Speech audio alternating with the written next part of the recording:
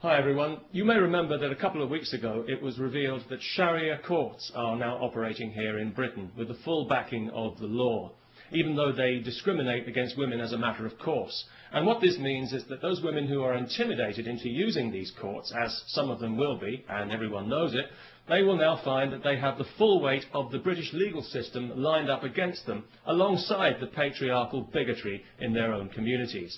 Those women who are cheated out of their just entitlement in these places, as some already have been, will find that they have no recourse to the real law to put things right.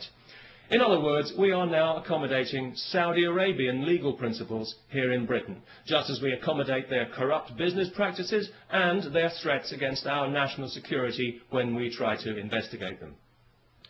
If you live in Britain and if you think these courts are a bad idea, please sign the petition to which I have linked, asking that they be abolished and that this poison be removed from our society and that we revert to the rule of civilised law with equal rights for all, if that's not too much trouble.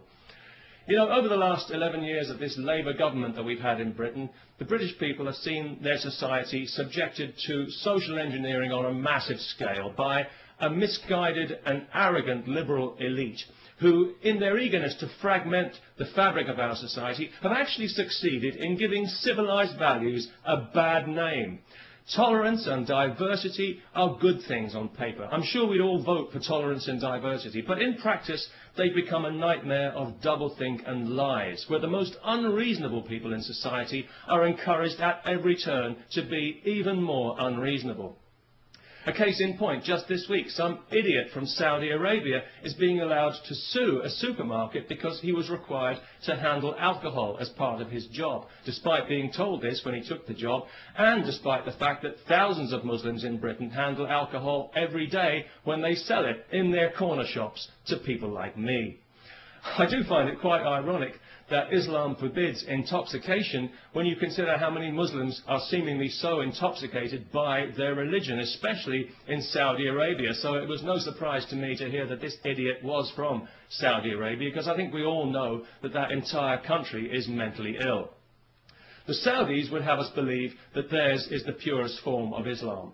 Well, I don't know about that, but it's certainly the nuttiest form. It's barking mad, if you'll pardon the canine metaphor, and it's pig ignorant, even if you won't. It's got to be just about the nastiest belief system on this faith-obsessed planet, and it's a cowardly one as well, enforced by cowardly men who are afraid of women and whose only language is ultimately violence. They're absolutely pathetic, and history is already laughing at them. If the term human rights means anything in this world, then one day the Saudis will pay out as much in compensation for their abuse of women as the Catholic Church has for its abuse of children. And I'll certainly drink to that. Because I was out earlier today, coincidentally, buying some beer, not because I enjoy beer particularly, but because I know it offends Islam. Although it didn't seem to bother the Muslim shopkeeper I bought it from, maybe he was just being polite. Anyway, as I was leaving the shop with my beer, two women happened to walk past wearing burqas. Nothing too unusual about that, not anymore, not in London anyway, and nobody really paid it much attention, apart from one small child who I overheard describing them to her mother as letterbox ladies, which I thought was actually quite inventive and rather charming. But of course it was also deeply offensive, so we had the child put to death. No, not really. But it was lucky that neither of the women actually heard the offensive and insulting remark, because obviously each of them had her head encased in a cloth sack. So that was good, because it meant that the police didn't have to be called, no human rights people needed to get involved, and nobody required any financial compensation for hurt feelings, which I thought made a very pleasant change indeed. And of course, as a result, we didn't have to listen to any propaganda sound bites from some Islamist Saudi shill at the Muslim Council of Britain. So all in all, it worked out for the best. And it just goes to show that these things don't always have to end in tears. Peace, especially to everyone who remembers to sign the petition.